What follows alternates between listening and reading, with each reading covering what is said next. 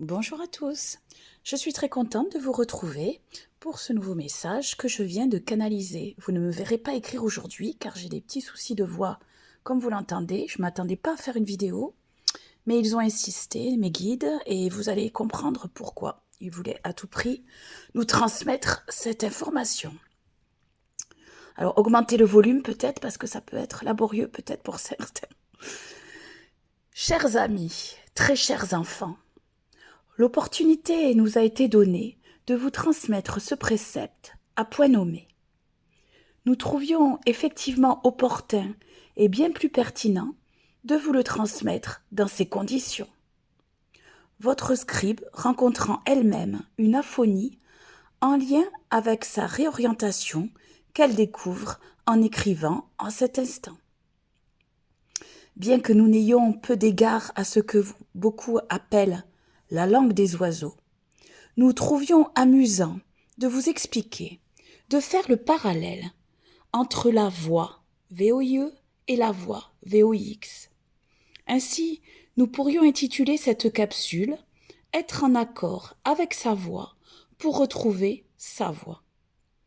La voix est votre outil principal de communication. Chaque mot transmet une énergie. Or, il y a souvent dissonance entre vos mots et vos pensées réelles. Ce déséquilibre vous nuit. Certes, il est primordial de rester dans le respect d'autrui, et tout ne doit pas être prononcé, notamment sous le coup de la colère. Mais admettez, même parfois, que vous regrettez d'en avoir trop dit ou pas assez. Sachez d'autant plus que tout propos passera par le filtre de l'interprétation de votre interlocuteur, avec pour lui aussi son état d'esprit du moment. En ce jour, nous souhaitons davantage mettre l'accent sur ce que vous exprimez de vous. Il reflète votre intérieur.